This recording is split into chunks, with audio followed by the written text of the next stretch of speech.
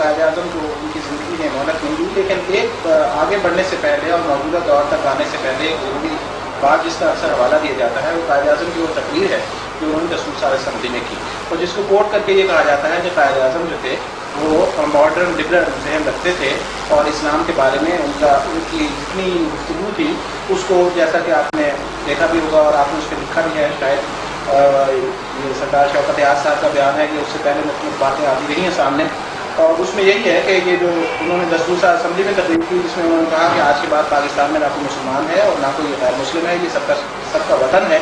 اور اس تقریر کے حوالے سے آج یہ بات کی جاتی ہے کہ ان کے ذہن میں قطعی طور پر یہ تصور نہیں تھا کہ یہاں کوئی اسلامی ریاست بنائی جائے، بلکہ وہ اس کو ایک ماڈرن جمہوری ریاست بنانا چاہتے تھے۔ تو اس تقریر کے حوالے سے آپ فرمائیں گے کہ اس کا کیا پس منظر تھا اور اس سے قائد کا کیا مفہوم تھا؟ میں نے اس تقریر کے اوپر کو 20 دفعہ لکھا ہے جی۔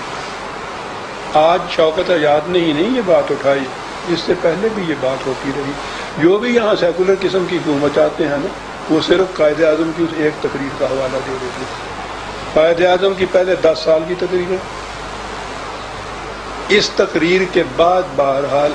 وہ کوئی 1 سال ہی سمجھ لیجیے زندہ رہے، اس 1 سال کی تقریر ان تمام کو سامنے رکھیے اور ان میں دیکھیے کہ وہ کیا چاہتے تھے۔ نہ تو وہ کہیں مریخ سے ٹپک پڑے تھے کہ اس 11 اگست کو ہی آئے اور پہلی تقریر انہوں نے کی اور پھر اس کے بعد کہاں سے چلے گئے اور پھر دوبارہ کوئی بات نہیں ہوئی۔ 20 سال کی تقریریں انگریز ہندو علماء کے خلاف اسلام کے نقطۂ نگاہ سے، میں نے عرض کیا کہ اس کے بعد بھی سال بھر کی تقریریں، میں نے یہ تمام تقریریں ان کی واضح کی، بعد کی تقریریں بھی ان کی جو تھا ان کو بھی میں نے واضح کی، اور ان کی روشنی میں نے یہ بتایا کہ یہ جو الفاظ 4 اس کے اندر آ گئے ہیں یہ ٹھیک بات ہے۔ قائد اعظم بڑے محتاط ہوتے تھے الفاظ کے انتخاب میں، لیکن اس زمانے میں حالات ایسے تھے، ان پہ بھی جذبات کا غلبہ تھا۔ تقسیم کے زمانے میں جو کچھ ہمارے ساتھ ہوا، لٹے پٹے ہوئے قافلے جو آ رہے تھے،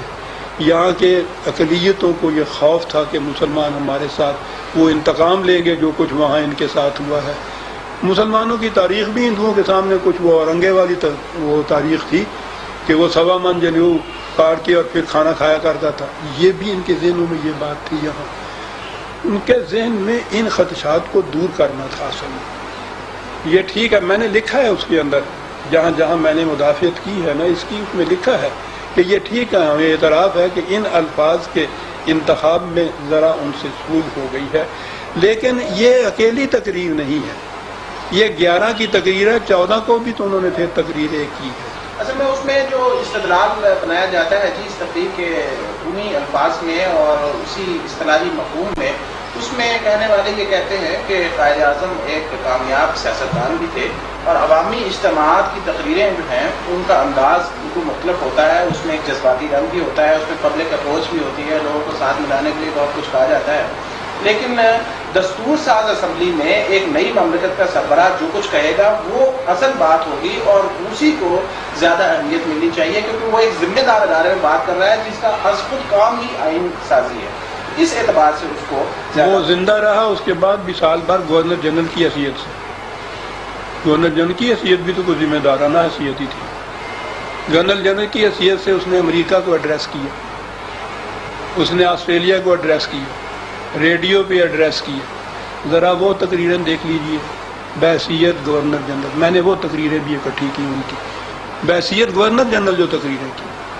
وہ کم اہمیت کی نہیں ہے، تو ذرا اس کے بعد اس کی روشنی بھی دیکھ لیجیے۔ میں عرض کر رہا ہوں نا کہ ایک شخص کی ساری زندگی پہلے 10 سال کی، اس کے بعد کی گورنر جنرل کی حیثیت سے تقریریں ان کی، وہ ساری کی ساری جتنی بھی ہیں وہ تو کالعدم ایک تقریر میں چند الفاظ جو آئے وہ ان کے لیے سند ہو گیا کہ قائد اعظم یہ چاہتے تھے، وہ نہیں کسی نے تو یہ کہہ دیا کہ صاحب وہ وکیلانہ حربہ تھا جو استعمال کیا انہوں نے، معاذ اللہ، اصل میں بات تو اصل یہ تھی جو یہ کہہ رہے ہیں۔